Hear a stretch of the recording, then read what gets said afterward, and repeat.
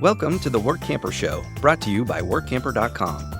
This podcast helps you discover how to finance your RV travel dreams. Each one of our episodes will introduce you to people who are already living the RV lifestyle or to work camping opportunities all around the U.S. You'll also learn how to hit the road the right way and make the most of every opportunity. Now let's turn over today's show to your host, Greg Gerber. Today I will be speaking with a man who has been RVing for more than 19 years. He has some very interesting ideas about how to find or create an ideal work camping job. Today's episode is brought to you by the featured employers at Workamper.com. These Workamper employers have taken the extra step to share photos and detailed information about their Workamper programs. Opportunities exist for solos, couples, and families, whether they are full-time, part-time, seasonal, and even long-term jobs. Some are income opportunities and others involve volunteering at locations throughout the United States. Go to workamper.com/FE to meet the featured employers today. Employers who are seeking to hire work campers can learn about the benefits of year-round recruiting by becoming a featured employer.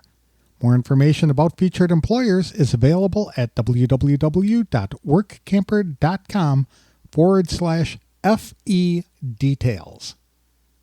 When Jack Vido started the RV lifestyle, he was in a big triple-axle fifth wheel to transport RVs from factory to dealerships. Later, he downsized to a two-axle fifth wheel before settling into a motorhome for the conveniences it offered him while traveling. A former professional truck driver for a while, Jack's first work camping job was with an RV transport company, but then he found a way to make more money by doing the same type of work. He approached a specific dealership, asking to be hired as their agent to ensure that RVs were sale-ready at the factory before driving them all the way to California. Jack also served as a corporate photographer for most of his career. Today he approaches campgrounds about being hired to take pictures of all the activities at the park and posting them to social media. While many work camping jobs pay around $12 an hour, Jack was bringing in $1,800 a month managing social media for campgrounds. But the parks were willing to pay him because the enhanced social media drew so much attention that the parks started selling out of campsites. He also developed a marketing idea for one campground where he approached a local dealer with an offer to purchase 2 weeknights at the RV park for $25, during which time the dealership's customer would get extra attention. The new RVers would get help backing into a site, connecting to utilities, and invited to dinner for an informal orientation. When they were ready to leave, the RVers would get help preparing for travel, uncoupling, dumping tanks, and getting on their way. It was a win for the dealership because their customers got off on the right foot. It was a win for the campground because new RVers enjoyed the experience so much they often booked additional stays. It was a win for the RVers because they saved a lot of time and avoided painful experiences by learning one-on-one with an experienced RVer. It was a win for Jack because he got paid more to orchestrate those sessions. Jack talks about his favorite places to visit as well as the desire he and his wife have to use profits derived from their YouTube channel to help working class people with unexpected financial problems. Get Your Kicks at 66 offers specific advice on how to retire and enjoy the kind of life you've dreamed about. To tell us more about his varied experiences, as well as to provide some unique and helpful advice, please welcome Workamper Jack Vido to the show. Thanks for joining me today, Jack. I really appreciate the time. Where are you located right now? I'm located in Atkins, Arkansas, is where we are currently staying. And where is that in proportion to the rest of the... We're in between Fort Smith, which is at the border on I-40, and Little Rock. We're right in the middle. We're at exit 91, and Little Rock's at exit 150, and the little town next to us, probably more people familiar with Russellville. Okay. Arkansas. We're 5 minutes out of Russellville. How long have you been on the RVing? I-40. We started RVing in 2005 and had a great life doing it. My wife and I got involved in it way back when. Have you been doing work camping the entire time? Work camping, as we know it, might be a little different than the terminology that most people use, because as long as we're living in an RV, I figure I'm work camping. I don't have to actually work at the site that we're staying at. A lot of times the site compensates us for the work that we do while we're there, but we also have a work camping job off-site. Okay. What type of RV do you use? We started with a fifth wheel. We had a prairie schooner, big 3 triple axle prairie schooner. Then we did that for a couple of years while we were towing RVs for RV transport. And then we downsized to a 2 axle Montana fifth wheel. And then from the fifth wheel, we graduated to our first motorhome. And we liked the motorhome a little better due to the fact that while you were traveling, you could make coffee or use the restroom. You didn't have to really pull off and have a hard time getting somewhere to stop for a little bit while you were making a long journey. I like motorhomes for that as well. It was just very convenient to be able to pull over and make a lunch or, like you said, use a restroom. What attracted you to work camping and to the RV lifestyle? We got introduced to it when we first bought our first fifth wheel. A gentleman was in the store. We purchased it from Camping World, and there was a gentleman in there that was a Workamper. It actually worked at Camping World at the time as a Workamper. And he told me about it, and we subscribed to it, and we went home that night and looked at the website, and they had a ad in there for RV transport, and there was a place out of Indiana, and the other location was out of Oregon. And we went up to Oregon and started pulling trailers out of that site. And we did that for probably a year. We put 160,000 miles on our truck, and we weren't making any money. I was a professional truck driver before, and my wife was a DOT auditor. So we went and got our own license to pull legally for Class A license. We had our own number, DOT number, and we started pulling for dealership. I went to a dealership in Bakersfield, California, called Venture Out RV at the time, and told them I could do a better job pulling for them independent. And they wanted to know why. I explained to them, well, when I was at the site to pick the trailer up at the factory, I could actually go through the entire unit. So when I got the unit, it was ready to go. There'd be no flaws in it. As a transporter, you weren't allowed to do it, but as a company representative, I could do whatever I wanted in that trailer before we bought it. That's how we got started. Wow, that would be a big time saver for dealers. It was a great advantage. We had 2 or 3 dealers trying to get us to do it, but just wasn't enough of me to go around. Are you from California originally? I was born in Bakersfield, California, and I was a photographer for most of my life. I traveled the world with Occidental Petroleum. Mr. Hammer and I had quite a relationship for years, and he put me through some very good photography school. I consider myself a fair photographer. A lot of people are in photography. And my work, that's how I got most of my work camping experience, is to go to the site and tell them that I could do their social media for them, such as Facebook or whatever. And then they say, we really don't need that. And I said, how'd you like to try it just for a day or two at my extent? And then I'd show them what I could do. And then usually I'd get hired and they wouldn't want me to go. So we could pick up a lot of work for them. But I never really used Workampers like most people do for the hotline and tip line. I'm more of a venturer. I like to go out on my own and see what I can create out of nothing. Okay. And that was successful for you to approach the campgrounds and offer to come to work for them rather than apply and see if they would hire you? Yeah, we seem to have better luck doing that. Most work camping jobs, if you're familiar with it at all, and I'm sure most of your audience is, it pays $8 to $12 an hour. I'd usually end up making anywhere from $1,100 to $1,800 a week doing my social media sites. So that would be a good deal. And yeah, it was a good deal for them, a good deal for me. Do you continue working for the same campgrounds after you leave? No, I don't work for the same people. I just go to another site. I worked for various RV dealerships like Seagrins and did a lot of their advertising work and did some for Venture Out RV. I also worked for Butler and Son, and I did a little bit for Camping World, but Camping World has your own corporate office, so they don't do it as much in those bigger ones. You get these little RV dealers, and they're ready to have people, work campers, actually come to work for them, pulling RVs, helping people set up, finding site. And some of them like to hire you because of your experience you've had in RV campgrounds. You can tell them what to look for in an RV from your experience. You had mentioned that to me previously. So explain what you did for Seagram's RV that was just so special in helping people get new RVers get adjusted and up and running and having fun right away.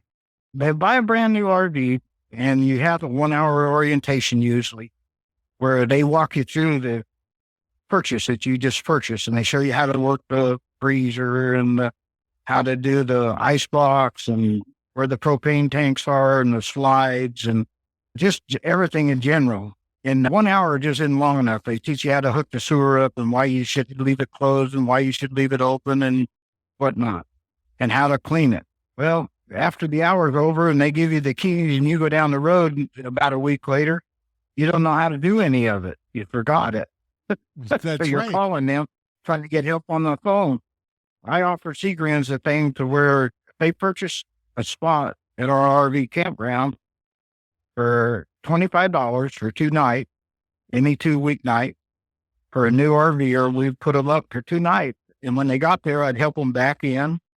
We'd send the female usually over to the gazebo so they could chat with my wife and enjoy a cup of coffee while we were hooking up and getting the camper ready. And I'd go through the whole thing with him where he actually got to do it. Then we'd treat them to dinner, and then they'd stay one more night, and then we usually have a campfire out and everything, and they'd get happier. Then the panic mode comes because they had to unhook everything. So we'd go over in the evening and help them unhook, clean it all up, get them on their way. And it worked good for the dealership, and it worked really good for the RV park because the dealership got favorable reviews and everybody wanted to buy from them just because they weren't left hanging. So it was a big selling point for Seagram. They would actually send you out to the campground for an orientation at the campground rather than at just the dealership. It worked good for the RV park because the people liked the treatment so well, they'd come back. They'd book in advance. So we ended up booking up for 2 years in advance. When I left, they were booking 2 years in advance. And the other thing that Seagram's did for us, they made us buy 4 trailers for the park at cost. And most people know that you go RVing, there's somebody at that destination that you usually know or have met before, or they don't have an RV. So we would rent out an RV for $30 a night plus space rent. And they could actually stay with their friends that way. The great idea. It's a win-win for everybody. The RVer wins, the campground wins because they get a new customer, the dealership wins because they can hand off the training to somebody else. That's it. I wish more campgrounds would do that. It's up to the Workampers to create that. That's what I did. That's something I created out of nothing. And that's the thrill for me, is going in there and figuring out something I can do for them that they're not doing. And I don't need to own a campground, and I can see different places. So that's why we're just unusual in the aspect that I use Workampers magazine to see where the good locations are and the experiences people have. And if I like it and I want to feel that experience, I go there and then I create my own opportunity from there. That's excellent advice, Jack, because any RVer could do what you're doing, is just approach the campground with offers to help them with their own business. And when they help the campground grow, everybody wins. It does. It works out. They're more impressed with a person coming with a want to work attitude than to give me a job attitude. I don't know why that's so important, but over the years, we've learned that they're always wanted back. I've never left unhappy. And I know a lot of people leave unhappy because of the pay or this or that. But when you're creating your own position, there is no pay scale. You eliminated that problem right from the get-go. The job I had lasted 7 years, and it was a fluke. We worked in a place called Golden, Colorado, and I was at a campground. There wasn't anything there to do, and there was an advertisement to drive a car at night, and ended up driving the car for this company called the Hospital Courier Corporation for a month. And then we wanted to leave Colorado. In the meantime, they liked us so well and found out I had my DOT number and everything. They ended up hiring us for 7 years to work out of my RV at night, dispatching cars all over the United States for medical records. Wow, that's cool. And what did that involve? That involved the internet service at night out of my RV, and we could track the cars, and we made sure they got out on time and the record got to the appropriate locations on time. And they paid me right at $900 a week for that. And it was 7 days a week, 365 days a year. That's a great salary. It was a good income, and especially having the freedom to move. You had mentioned that you were a corporate photographer for many years. How long did you do that? I started in 1971 and did it up until 2004. I went through a divorce in 2004, and the court system told me I couldn't do photography for 7 years due to some complications in my divorce. Well, that's unfortunate. But you can use those skills. But I got to work. You can use those skills today in, say, photographer for campgrounds and other businesses. That's correct. I can do that, and I can also sell. I'm going to start a photo bank. My wife's talked me into finishing up my portfolio. I need 1,000 photos, and I can start a photo bank again in New York. And what that entails is advertising agencies want to buy a picture of a golf ball or a bird or grass or something for advertising purposes, and they can buy these images for $25 an image. Wow. But you need to have 1,000 excellent images to start a photo bank. They won't look at you without what they call high quality images. And I'm almost there. I got 850 accepted, so only got a few hundred more to go. Now, is this a better deal than selling your images to stock companies like Adobe Stock? Oh, heavens, yeah. It's much more lucrative. This is never ending. Adobe Stock is a trendy kind of a system, and Adobe Stock takes a big percentage, a big cut of your income to the photo bank, New York Photo Bank, for instance, where I like going, and photoselect.com. I show my images, they only take 2% of the sale, and they handle all the state and local taxes. It's a much more lucrative business for me. That is and nice. I don't have to upgrade it. I can just leave the 1,000 photos, or I can add to it. You can make more or less money, but yeah, it's income forever. Do you need a special website for that or special software? No, you just need your images. Your images are what you're going to submit to them. Okay. And they have to approve them. And they rate them from the scale of 1 to 1,000. And anything under 800 isn't qualified. So I probably got close to 100,000 images that don't qualify that I like a lot. It doesn't work for them. There's no argument about it. It's either in or out. So, sure. And then once you get a number, you get your number, and they start cataloging your number, and then you get to keep all your images until you get enough. You need those 1,000 to get in. And once you have the 1,000 to get in, and then it's an automatic in, and you pay no fee. The fee is that you have 1,000 images. That's the fee. Oh, so they can make their money, and they don't have to sort through hundreds of images to find what they want. See what I'm saying? They're all high quality. What have you liked the most about your RVing and travel experience? What I liked the most was the freedom. I'm not a dweller. I don't like a foundation dwelling. In an RV, and you don't have that. Always have freedom to get up and move because of weather conditions, or I want to do something different. It was just a freedom, and I had the same freedom when I was doing photography due to the fact that I traveled the world. So being free in the United States and not having a permanent location, it was rejuvenating. Even though we got stuck in a lot of these places, 49er RV Ranch is a good example. We got stuck in there for a year and a half. It was just hard to leave. They didn't want us to leave, and the campers come back. They wanted to see it. It was just a relationship that worked up there. And the little park down below us, Columbia State Park, really loved us because we gave them a lot of images for the docents. The docent is a person that works as a volunteer in a period time frame. In Columbia, California, is an 1800 town. They have no electricity. Everything's run like it was in the 1800s. You go to the bank, Wells Fargo Bank, and they'd actually ring you up with an old machine that they had to crank and write you out a receipt. Wow. That's pretty cool. Have you worked traditional work camping jobs on occasion, or do you do your own thing, your own self-employment kind of deal? No, we worked the Workamper job. I was camp host. I've been a host at the state park. You greet the people and get their sites for them and check them in, check them out. It's an online thing that you do at the entrance to state campgrounds, state and federal campgrounds. We work those for 6 months at a time for a little while. What are some of your favorite places that you visited?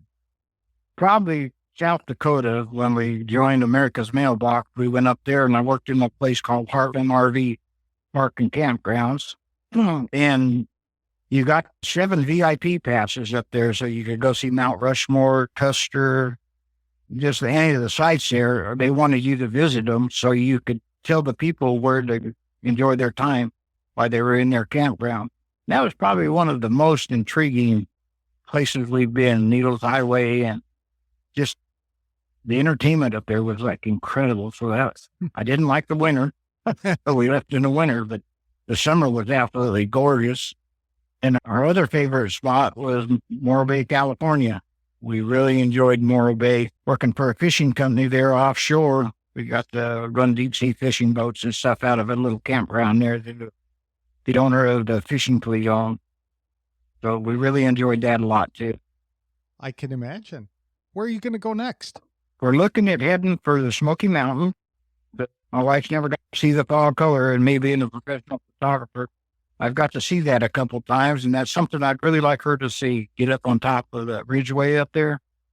I don't know if you've ever seen that, but looking down over the eastern states in the fall, the reds and the greens and the yellows are just phenomenal. It is gorgeous. You'll never forget it if you know one. That's for sure. Have you faced any challenges on the road? Oh, yeah. You have your breakdowns and you get to figure out how you're going to get through it. And you get scared at times because you don't really have enough income to back yourself up real for.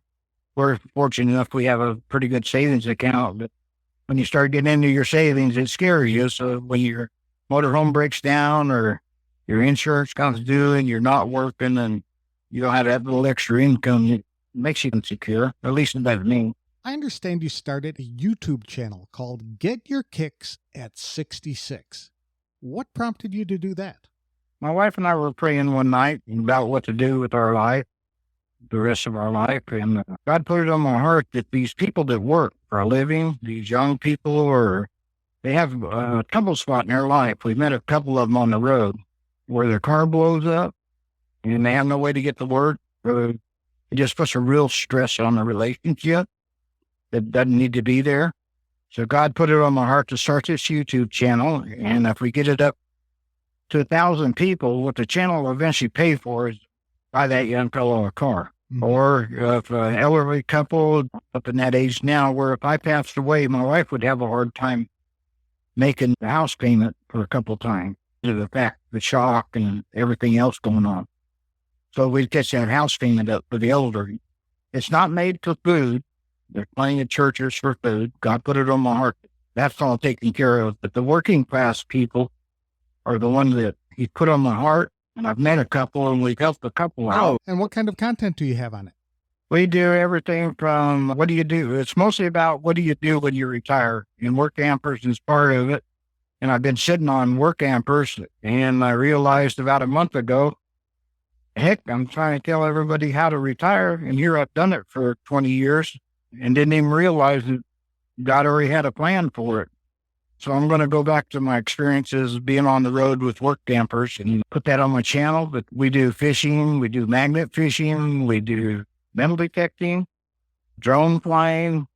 I got an electric bike, RVing, just anything you want to do when you retire. How do you do it? And how do you get started? Fishing, difference between deep sea fishing and lake fishing. Just a fun little channel we're putting together for people to enjoy. That's great. I notice you have almost 800 subscribers and over 30 videos. So that'd be good for people to check out. Yeah, we've been at it for almost 2 years now. And it's been hard to get it going, but it will get going. Oh, God's got a plan. He's just got me going in a different direction all the time. And I keep trying to change His direction. And I know He's got different plans. That's for sure. So is there any advice you would give to people who are considering becoming work campers or jumping into the RV lifestyle? My biggest advice would be don't be afraid to ask. A lot of people I've met work camping are timid people or people that are overqualified for a job. And remember, you're out there to have a good time. And the biggest thing that you can give to a person that's camping is a good time. And if you just keep that good time in the back of your head and forget about the pay will come, that's my best advice. These employers can't thank you enough if you're a good worker, and they get plenty of bad ones. And it goes both ways. We get plenty of bad ones of them too. You can make it a great experience. It's up to us to make the experience, not the employer. That's right. What are some of the things people can do to improve their experience if they are like feeling it isn't the best for them? They can look in other directions. Work camping doesn't have to be necessarily in a park. They can, like, for instance, I worked in a place in Laughlin, Nevada, and I was staying actually in Bullhead City, which is right across the Colorado River, in an RV park, and I wanted to do something. Well, the park had no positions open. They were full year-round. All those parks were. So I went over and introduced myself to the Riverside Casino and told them I was a workamper. And I started on there at $8 an hour, which was Workamper paid, that I told him if I could start for them and fill off. And I ended up doing my photography and got into their other branches, of course. And before you knew it, I was making a good living, but it wasn't in the RV park. So don't be afraid not to look outside of the park. Park is just a place you're spending your time. Outside, all these entities outside the amusement parks, everything needs workers. You open your eyes and see where you're at and see what's around you. You can get really good paying, fun jobs. That's really good advice, Jack, because some of these RV parks or work camping positions only require 20 hours a week or sometimes 20 hours a month in order to get a free RV site, especially like the Army Corps of Engineers properties don't require a lot of daily work. And find something in that local area where you can help out as well and can bring in additional money. That's what we do. It sounds like you've developed several streams of income yourself. You've got your photo business that you're doing. You're helping with campground marketing. And what other kinds of things are you doing that are bringing in money? We're working for hospital careers, like I said, at night. We probably bring in anywhere from $4,000 to $6,000 a month just out of the RV. That's excellent. That's more than most people make full-time jobs. Yep, and that's after all expenses. That's free and clear money. I'm not talking about taxes. I'm talking that pays our taxes. That's the money we can actually bank after taxes, after everything, after gas expense, after food, everything. That's wonderful. If people wanted to connect with you, how could they do that? Probably through my YouTube channel be the easiest way. Okay. You can go to Get Your Kicks at 66 or Jack Vido, jack.vido@yahoo.com. That's your email address. Okay. Very good. And I'm in the process of changing my phone number again. I change it every time I change state. So right now I got an Arizona phone number, and before the Arizona I had a California. Before the California I had a Arkansas, and before the Arkansas I had a Florida, and then I had a South Dakota number. I did that because the local people won't hire you if they think you're out of state and you're not going to stay. Very good. First thing they ask you, I see you're from California. It's easier to say I'm from Arizona. If I'm in Arizona, so I'm from Arizona at the time, even though my mailbox is up in South Dakota. It just made it easier to get along with the local people, and the local people felt like you were local. That's the only reason I do it. Your cell phone company doesn't make a big deal of that or charge you? No charge. You can get a local number anywhere you go if you got a carrier. How long do Our carrier, we just go in and ask them to change to a local number, and they just do it. How long do you typically stay in a location? Anywhere from, that's hard to answer, because if I don't like the place I'm at, of course I go pretty quick, a couple of months, but I have been in places for up to 2 years. Mostly, I like 2 months the best.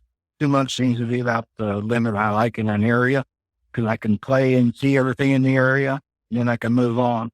I really like the advice about using a local telephone number.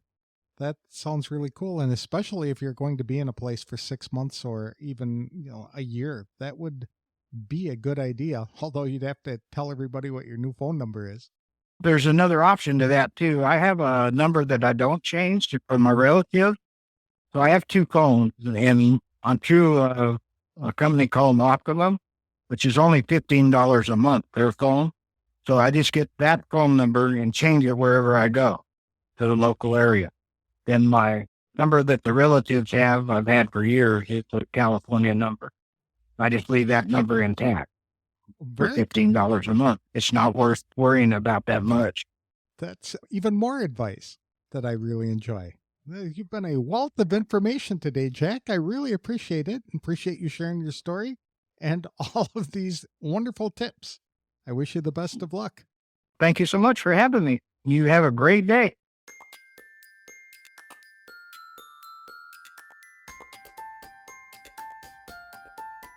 I really enjoyed speaking with Jack Vido about his RVing and work camping experiences. What I liked most about our discussion was that Jack seems to be an outside-the-box thinker who makes things happen in a way that benefits him as well as the companies that hire him. He loves the thrill of creating positions that businesses hadn't considered or even knew would be beneficial to have someone providing that kind of service.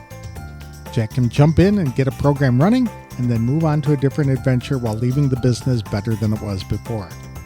He also noted there isn't a typical pay scale when you're creating your own job, and he's absolutely right. Jack said employers are thrilled to have a work camper approaching them with an "I want to work" attitude rather than a "give me a job" attitude. He said that works well because he researches opportunities first, then lives up to the promises he makes. As a result, when he leaves, everyone was happier for the shared experiences. Jack described one of the most ingenious ideas I heard about finding a job in an area a work camper wants to visit. Jack has 2 cell phones. One number he keeps for friends and family to use, but he changes the second phone to a local telephone number when he gets to the area. That way he can apply for jobs, and employers are more inclined to speak with him because they think he's from that area. This would be a way to turn any volunteer camp host position into a paid job by working for a local company. A work camper could give the 15 to 20 hours needed to receive a free campsite, but then go to work locally to make some money. That opens the door to people who can't afford to go full-time RVing because they need a steady income. Jack said he likes the RVing and work camping lifestyle for the freedom it provides, and he seems to have more freedom than many other work campers I've interviewed. People can connect with Jack, follow some of his experiences, and get practical retirement advice by checking out his Get Your Kicks at 66 YouTube channel. People can also email him at jack.vido@yahoo.com. Today's episode is sponsored by Workamper News. With its Diamond and Platinum membership tools, Workamper News is much more than just a job listing website. When you put the tools of this professional service into action, you'll find out just how easy it can be to turn your work camping dreams into reality. The one-year memberships open the door to a one-stop shop for all things work camping. Being the original resource for work camping, you'll find the largest number of job listings, be able to connect with the community of work campers, and view resources compiled by experts who've been enjoying the RV lifestyle for many years. If you're serious about leading a successful and enjoyable work camping lifestyle, then a Diamond or Platinum membership is for you. You can even get started with a free 30-day trial by visiting www.workamper.com/trial.